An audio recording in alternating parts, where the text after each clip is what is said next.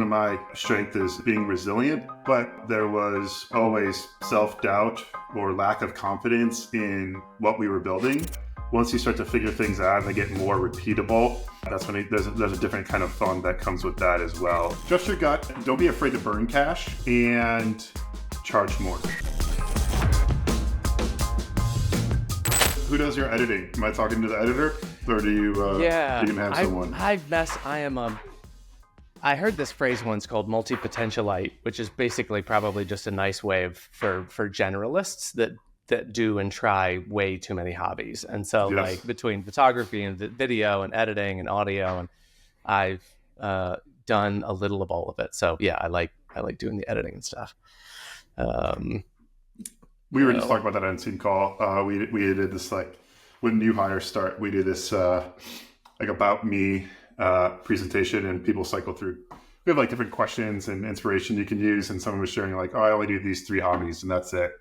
And I was like, man, I wish that could be me. I'm like, an inch wide and a mile deep. So I was like, that's awesome. Same thing. I've like, when people are like, what are you into? I'm like, well, I don't know. It depends on like what month is it? What week is it? Like I've done rock climbing, and I mean, just all different things, but I love trying. Sure. I think as a kid, I always wanted to have many different lives is what many different. Well, thanks for joining. It's interesting. I look back, and I'll read you something to kick us off here. Okay. Hey, Kyle, our team let me know that you recently canceled your account, and I wanted to reach out to you personally. Did we miss the mark somewhere? We're always looking to improve and would love any feedback. Thanks, Mike. And from that leads us here yes. to this conversation. And what is really interesting, and I love that personal reach out, is what's funny is it was a little spark for me. I went back and I went, let me go back and push on some of the areas that I probably didn't push on. And now I can confidently say that in a given day, Figma and Visible are my 2 daily go-tos, just in terms of, especially when we're in the fundraising round and sort of contacts and the deck and where it's at and updating it and seeing who's looking at it. And those, Visible and Figma, those are my two givens. So I'm glad you wrote that email, not only to get us to this conversation, but also to sort of have me go back in, dive deeper, and now it's become my go-to. So that's so cool to hear. I appreciate that story. That email doesn't work all the time, right? I'd say it's depends on what you get, but appreciate you being a customer and get it back in there. As I say, you must be building product and raising money, if those are the top 2 tools you're using right now. That's it. That's why I only live in those 2. And so, well, cool. Well, I think just to sort of set the stage, the idea, and this is, you are, by the way, this is the inaugural. I did a little 3-minute intro, but you are the inaugural episode. So this is cool. One that everyone will look back on. So no pressure. But I think the idea for me, especially, I've been an entrepreneur at heart, and I've started agencies of my own and sort of done my own thing. But what I had never done was started my own product company, in earnest, to then raise money and sort of try and build something out into the world that the world uses. And so obviously reading all of the business books and trying to sort of get a leg up on what I had never done before. 0 to 1 is always one of those sort of, key books that people point to.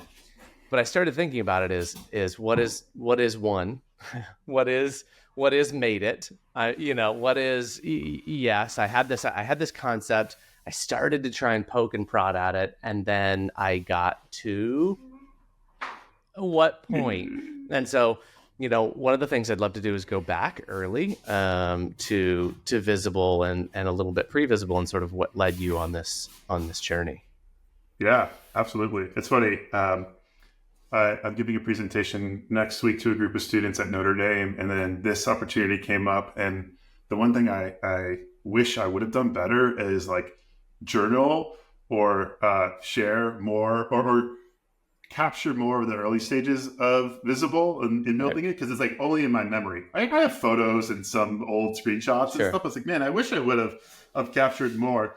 But to answer your question more specifically, Kyle, I kind of fell into Visible a little bit. So I was living out in the Bay Area.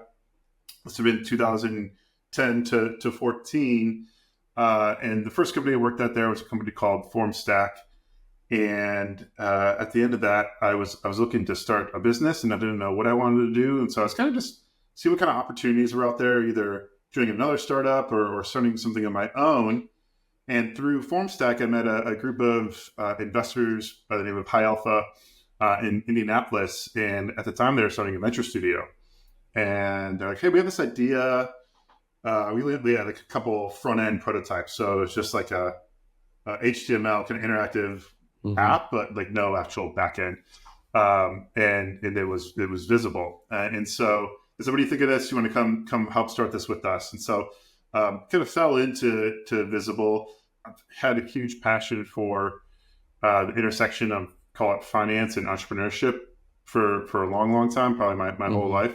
And Visible kind of lives both of those every day. We serve venture funds as investors and founders as customers as well. And so that was kind of the earliest stages. And I guess I'll hit pause there to see if any questions before I give you the longer story. I love that. That moment, I had a similar moment. I'd love to hear about that moment too, is that rough prototype that you see, and you imagine that many people may see one thing, but was that a moment where you sort of all of a sudden saw into the future and saw what it could be, and it sort of hit in a certain way? Or like, what was your, like, right around that point when you decided to get into it? What made you start that process? Yeah, it was like a very beautiful, Christian, one of my co-founders, is a designer, and it was like this very beautiful, interactive, kind of animated prototype. So like, as you scroll, charts were being built and dashboards were getting lit up, and I was like, whoa, this is cool. And you're starting to see like capital deployed and capital returned. And for me, it's like, oh, I can see what this could become. This is like 10 years ago. Yeah. And I think I was actually sitting on a plane right before I was taking off, looking at it on my phone. And I was, yeah, I gotta be part of this, and I want to help start this thing. And for me, we try to live that, and still to this day, one of our values is make better tacos, which is kind of just like build a great product. Totally, that's great. And so we still try to live that to this day. I love that. I love make better tacos. Yeah. Okay, so you're on the plane, you see the POC, you're like, I gotta go bring this thing into the world.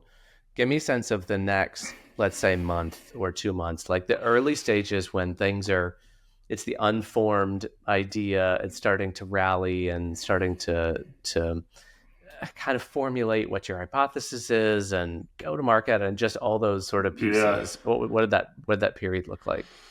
Yeah. Oh man, I'd say for like the first year, it was really just building products. Like we had this idea of a front end, we had a thesis. Our thesis at the time when we started Visible was there's a lot of angel investors in the world. There's a lot of early stage venture investors in the world. They don't really know what's going on with their portfolio or underlying portfolio companies. That's still true to this day. But the original idea was, all right, we're going to go sell this thing to venture funds and to angel investors, and then they're going to get their companies to provide data back to them, and they'll have this beautiful structured dashboard with all these amazing insights, and I'll know what's going on with my all of my, call it, private market assets. And that's what we built. What we, I think, failed early on was just kind of understanding the market dynamics. I think the founder and investor relationship is one of the more complicated relationships in all of business. It's a very weird one. It is not an employer to employee relationship. It is not a I own your business. It is I own anywhere from 5 to 15% of your company. Right. I probably can't tell you what to do. I want to be seen as a value add person. I don't want to be seen as a value detractor. I don't want to burden you.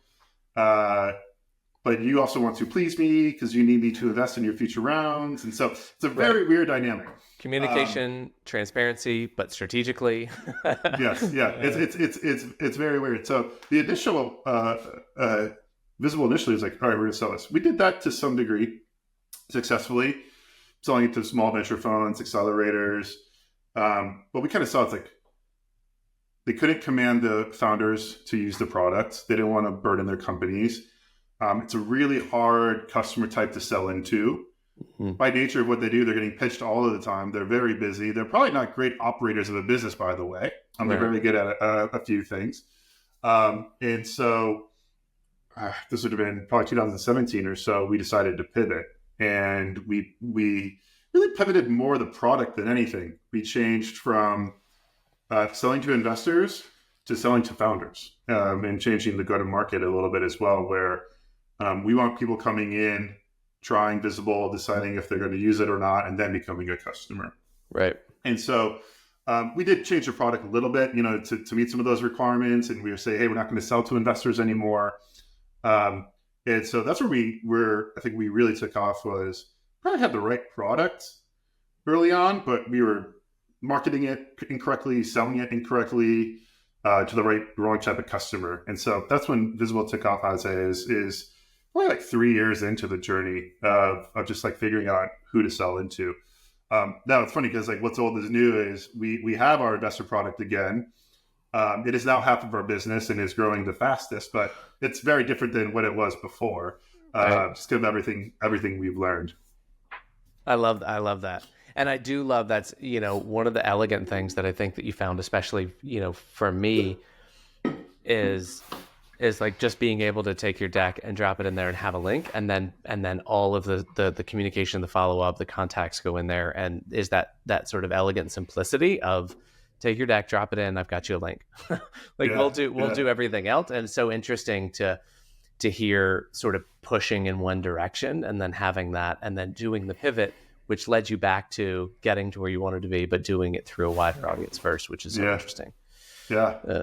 That's so great. What about like during that period? Are there any other sort of like the more sort of difficult or gray, hard periods in there that that you had as you were trying still to? Hard. No, totally. I just think about like the early on periods where before you really have found your like, okay, we've got good footing. We can see what it looks like if we just keep pushing on this. Like in those early periods, like were there any things that obviously you sort of yin and yang between feeling like it's great and doubting whether it's going to work, but were there any periods in the early on where it felt like it felt more like I'm not sure if this is going to work than I think it's going to happen? I feel yes. I'd say I've always felt confident that I was going to make something work. I think that's one of my strengths is being resilient.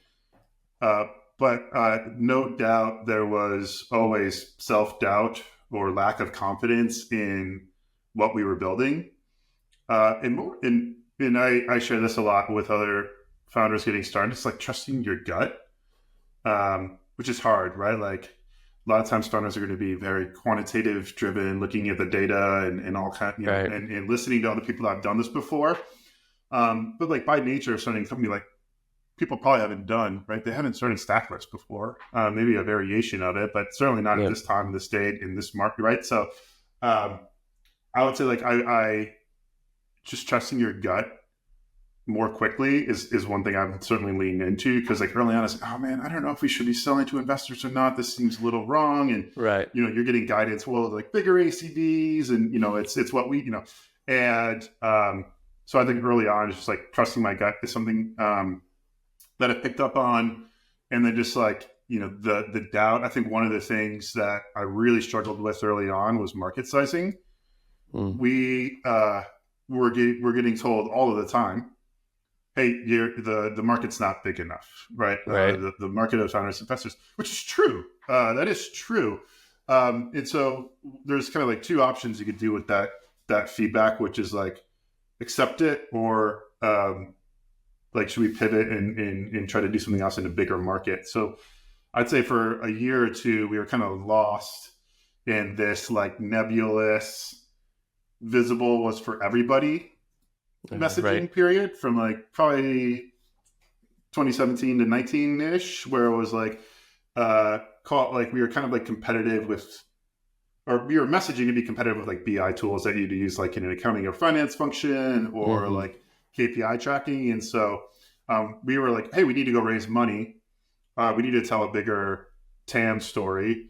And so let's go tell this like BI. Let's go see if we can make this BI thing work. And I think through that, it was just like Visible was for everybody, and it was really for nobody for probably a year. Um, but what we did see work was just like, yeah, founders need to update investors. And so we made the decision, like, let's just go all in on that.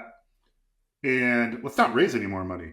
Like, like, let's just turn Visible into a profitable SaaS company that grows 35 to 50% a year.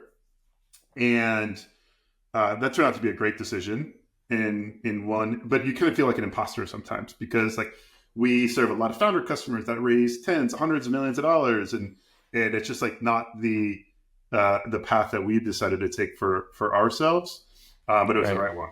So that was like a challenging time, no doubt, as well.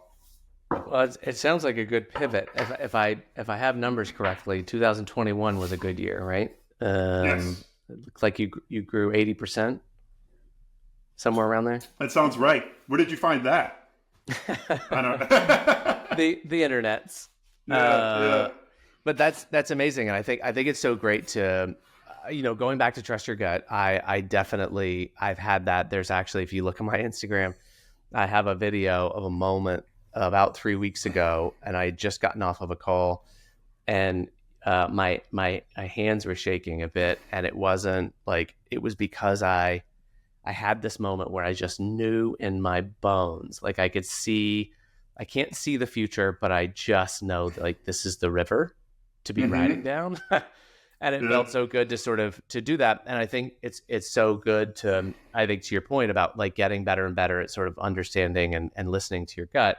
But then in those moments when you need to pivot, all right, this is the way we're going, and then all of a sudden you went, we're going to go a totally different direction. Is that moment to like be in tune with your gut, to be like, okay, Mm-hmm. I think this is it, and to obviously see the fruits of that a number Yeah. of years later with 80% growth is amazing. Yeah, yeah, for sure. Yeah, it's been I'd say the last 4.5, 5 years have been incredibly rewarding with where I think early on it was kind of just like a grind and a struggle of figuring out packaging, pricing, product market fit. We didn't even talk team. There's so many Mm-hmm. variables, and those are fun in a different way. But once you start to figure things out and they get more repeatable, that's when there's a different kind of fun that comes with that as well, which has been the last 4+ years, and that's been very rewarding. Do you feel like you found a, would you say just personally, when you think about time and time spent on the company and away from the company and personal time, like, do you feel like you found a good balance in the past 4 years? Did that come with it too in finding that footing? Great question. I'd say yes. Overall, I personally probably I'm still always thinking about Visible. I just can't turn it off, Right. and I think Yeah. that's probably most founders. And I look forward to a day when I can turn it off and not check email. But even if I'm on vacation and the autoresponder is on, it's certainly off, right? Like I Yeah. am still No. checking email and responding to email when I need to. Totally. I've certainly gotten better at being more intentional about time and how I think about time, especially now that I have a family. Mm-hmm. When I started Visible, I wasn't married and I didn't have a child, and now I have a beautiful 3-year-old girl and my wife, and so I That's think that amazing. adds another component into it as well. Um, and so yeah, certainly more balance. But that's also been balance has also been woven to Visible since we got started as well. Like we've been a fully distributed company since 2014, well before COVID and the pandemic and remote work was a thing. And so I think bit balance has been something that we've been intentional about as well with our product, or sorry, with our culture. I love that. What's your, if you had to get, it's interesting to me. I've always been fascinated with this, like, expanding and contracting of remote teams. The pandemic taught us all that things still move, things still grow. Yeah. You don't have to be in an office, but then I feel like over the past year or two, you had this contraction back to like everybody needs to come back. What are, like, if for remote global distributed teams, what's your like two things that helps you just feel like keeping people close and culture and still pushing things forward? Like, what's your two things that you lean on? Yeah, I think offsites and getting together are very key, Right. and being very intentional day to day about communication and culture are another. I don't think remote is not a culture. It is just a way we happen to work. Right. And so I think it'd be very intentional about how you build a remote only business. And I also think you need that interpersonal, in-person trust that you can only build by seeing someone face to face. Right. That's great. Yeah. Yeah. If you had to go back to the early, when you saw that prototype on the airplane and you had that moment, is there anything that you would go back and do differently, or that you would tell a founder in that moment, hey, here's two things for you that I would pivot based on what I've learned? I'd say trust your gut, move faster. Trust your gut. Don't be afraid to burn cash. Yeah. And charge more. I think those are kind of like three things I've taken away, at least for me personally. Yeah. Trust my gut faster. No one knows your business better than you do, right? Kyle is not going to know more about Visible than I do as the founder and person that started the company, a board member, an investor, a potential investor, right? No one knows more about your business than you do. And so I think that's why ultimately you have to trust your gut and be confident. I think early on, I was young. I was 26 when I started Visible. And so I think you can easily be influenced by other founders, investors, Twitter, TechCrunch, right? I think you can be influenced by outside factors. Second, like I was scared to like burn cash. It's funny now. Yeah. Now I'm still scared to burn cash. In a different way though. But just like spending, it's okay to spend money, in especially on people. And I think we could have moved faster if I was more comfortable hiring quicker than we did. And then pricing and packaging. I think you can always charge more. And I still think that's true. Like I could probably go raise prices again and charge more. But I was putting something together for something else next week, and it's like, we still like our first packaging and price like $19 a month or something like that, and now it starts closer to $130 a month. And so I think just like charging more and being okay with testing pricing and continue to raise pricing, at least for a B2B SaaS company.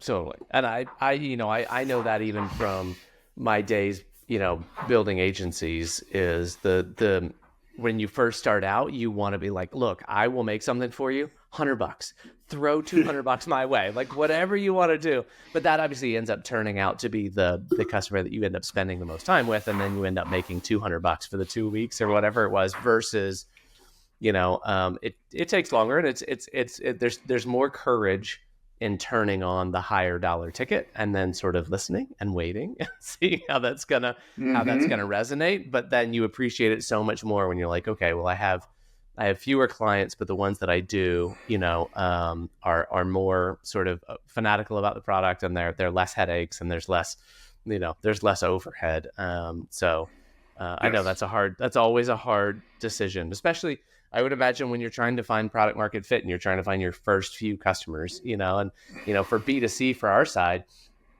we're more in that sort of freemium Notion range where you're 0, 5, 15, and in the early MVP days, obviously we're just getting friends and family on, and we're sort of learning and we're iterating. But there's that gut to want to be like, let me just give it away free to everybody, see what they think. But then the other side of the coin being like, no. Like, let's test pricing. Let's see how it is.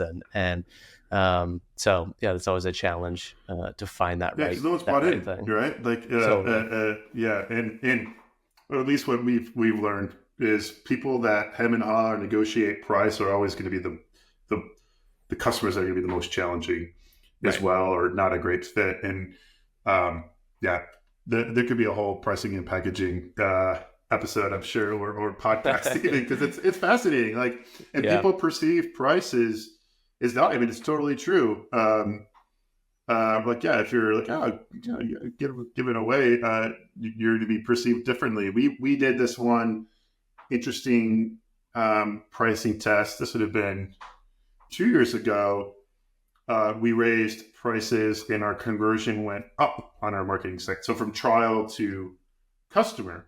Oh, wow. And I was like, that doesn't make any sense to me when I was looking at that. Right? I was like, this makes no sense of why this is happening. And I talked to some folks, and we'll never know exactly why, but one hypothesis was like, well, you're being perceived differently, and maybe even like not even when people are looking at Visible, they're putting you a completely different competitor set than like who your actual competitors are. Oh yeah. So like you're just being perceived completely differently than maybe you once were, and so pricing is an interesting one. When I think about pricing and that pivot that you made going after founders specifically, what were your early sort of growth marketing strategies when trying to pivot and less of the let me go into your business and try and sell you B2B and more of the like, hey, I've got a thing, want to try it? Like what was the pivot also on the growth marketing side there for acquisition? It was early on. It was cold email, which was still like it was. We sent out. I created this fake investor update, and then I would send that to founders who recently raised capital. But it was so you feel like you're reading this like investor update that you accidentally got, right? And kind of the takeaway is like you should be doing this a different way. You should be using Visible for this. And so that was great. Kind of like our first, like, hey, we need customers first and foremost because we got to put those logos onto our website. So then other people, when they come to sign up for a free trial, will say like, oh, cool, other founders use this. And so to start, it was straight up cold outbound, and it looked very similar to like B2B sales because that's just what we had to do. And then from there, once we got those types of customers on board and people using Visible and got their logos, we went very heavy into organic search, which is still a core channel for ours. And when those people started coming in, we kind of refined the trial process to today. We're having thousands of trials start every month on Visible on the founder product, and people are converting multiple times per day now, like completely touchless. So it's certainly evolved over the years, but like, dude, there's certain steps and milestones you have to take to get where we are today. It's you kind of have to fight tooth and nail early on, and then refine but knowing like, hey, this is not sustainable, right? Like sending cold email for $130 a month accounts is not going to be a sustainable strategy, right? But it's what was needed at the time to get us to the next milestone, to the next milestone, to the next milestone, right? So in that period though, when you were sort of priming the pump during the cold emails, like how long would you say that period was when you started to find enough traction that you went like, ooh, there's something here. I'm gonna put more gas on the fire, and we're gonna see how this is gonna go. Like, was there a period where you did it and it was sort of like cold, and then all of a sudden you kind of hit a spark and went like, we found the right email and the right target that caught? It's hard to say exactly. I want to say it's probably like 6 to 12 months. We were running that playbook of just cold and reaching out to founders and using that to link customers, get feedback and iterate, and then from there. Wanted to go all in on quote unquote, product-led growth. And that's when we hired a kind of outside consultant to come in and help create our SEO strategy for Visible. Nice. Oh, that's great. Well, and interesting that you did 6 to 12 months on that email playbook, because, I think about, for myself, we're bootstrapped and we're we're right on that line also of sort of debating, angel versus now we've got something that's so rich and robust, and you can see how big it will get. And so now it's sort of like, okay, how long do you stick on a specific play? Is it you push on something for a month, you push on something for 4 months or 6 months, or especially from a bootstrap perspective, it's kind of like, how long do you push on a single playbook to do it before you start either widening or trying many different things at once. So channel's hard. I have a whole channel's really interesting, but I think it's like 70% of your business comes from one channel. Yeah, is kind of I think it's Reforge, the growth site, but we'll look at channel all the time, because I think a lot of founders early on think they have to be like in every channel, and the reality is you only have to be like one or two channels. You have to test and find out which ones those are for you, but you don't have to be in every channel. For the longest time, I thought like Visible, we have to be on Twitter, now X. Like we have to be on X. Like so many founders and investors are spending their time on X. Like we need to have this like community strategy, and we get all these customers from X, and we were never great at it, and it wasn't core to us, and so we never were successful there. But I felt like we had to be there, and now it's like if you go on our X account, like I'm not even at, like it's just like not even a thing to us, and we're totally okay with that. It's such a challenge for any small business owner. I think not even in sort of the space we're playing in, but that idea of like, I got to be on TikTok dancing or whatever, what I mean? Like I got to be doing everything. And I think that races through your mind when you're first starting, but it's also one of those that there is a testing the fence period and sort of seeing what works a little bit. But you're right, it really dilutes your time to try and like be everywhere to everybody. So finding that one or two channel that really like that you can hone your skills at and make good. So what's next for Visible? So we catch us up to this point, things are humming. What's the next 12 to 18 months look like for Visible? In terms of product team, where your time and energy is focused right now. Great question. I think on the so we serve two core companies. Fast forward, half of our revenue more or less is coming from the founder platform, and half is now coming from the investor. On the founder side, for us, it's actually kind of rethinking channel a little bit, or just what channel and growth looks like for the next 12 to 18 months. For kind of two reasons. One is unclear what the future of organic search looks like, especially as all of the major search engines start to prioritize AI-driven results over content. Right. And like paid search could be a band-aid, but so just thinking through what our top of funnel looks like for the founder platform and just all of the conversion and things that come along with that. And then on the investor side, it's creating just a repeatable sales process and playbook. It's grown incredibly rapidly. It is where we're spending almost all of our time and a lot of our time and energy, and just having better repeatability there. Like some months we're like, yep, we're gonna hit the number, or quarter we know we're gonna hit the number, and some months it's this one deal, if it takes an extra week, we're not going to hit our goal, and so we just want to get ourselves to better predictability on the investor side. Like on the founder side, I could tell you to a pretty good degree of like where we're going to end up traffic wise by the end, for the next 90 days. The investor side, it's a little bit harder. So I think it's just creating repeatability on the investor platform. It's newer. It's 3.5 years old now, so it's still newer, and at least in my world and in how I think, and so creating repeatability there. Nice, amazing. Yeah. Well, I got one more question, and, sure. And this is, we're going to look for now. So we've done short term now. Let's do long term. So it's a 2-part question. Okay. Can you ever see yourself retiring from either your current or creating businesses? And if you did, what would that look like, and what would you be doing? If I could retire? Well, I mean, if you decided like, okay, I'm not gonna either build and grow businesses, or I'm gonna go do something else, or like what would your what would that look like? That's a great question. It's funny. I've been doing Visible for 10 years. Come October, which is a very long time in the startup world, and I don't see myself quitting or wanting to sell the business at all anytime soon. I've got another 5 years, I think, left. There's just so much quote unquote unfinished business. It is fun. It's like fun. I'm building the company and the team, and I have a whole other. We were talking about remote work. I got this whole other thing about remote work that I still want to share someday. But so yeah, I don't see myself being done with Visible anytime soon. And then when I am done with Visible, I think I'm always going to be in the builder in some sort of way.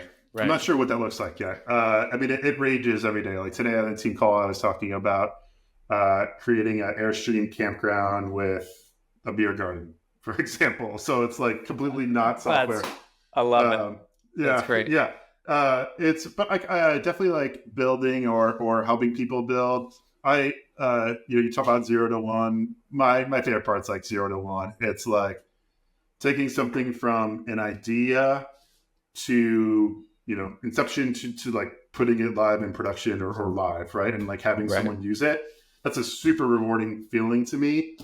Yeah, this is really hard, actually. Yeah. Like we built this this new AI inbox tool that pulls in financials and documents and data for investors and kind of creates structured data you can use. And that project was super rewarding because we didn't have it before. We had to build it, launch it, get people to use it, get feedback, put that feedback into the product, and rinse and repeat. And that 0 to 1 is just like so much fun because I think a lot of people get hung up after the idea phase. It's like, yeah, I got this awesome idea. It's like, right. Yep, go do it.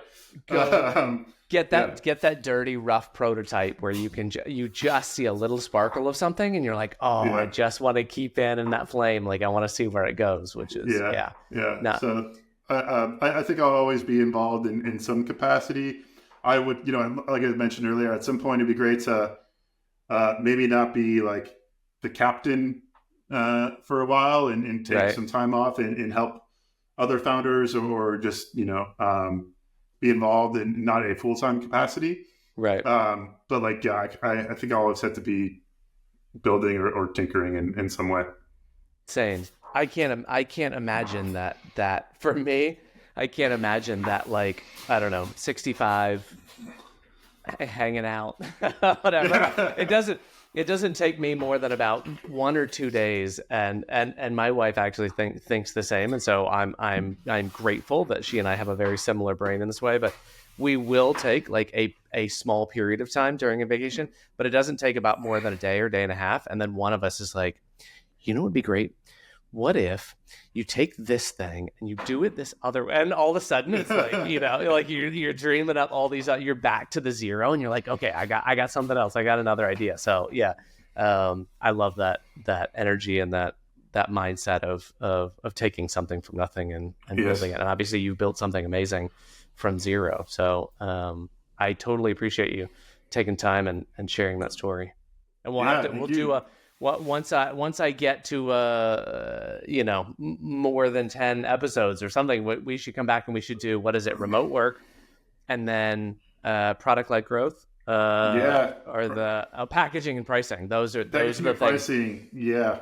We should do an episode 2, a follow-up, which is like, all right, we're diving right into the guts of these things. That would be fun. Remote work. I could talk about that for a long time. I got a lot of takes on it, so you have me back. I'm happy to share them. Amazing, cool. Well, thank you so much for the time. I appreciate it. Kyle, thank you so much. Appreciate you being part of our world and our community, and love what you guys are building. And I'm excited to stay in touch. Yeah, absolutely. Talk soon.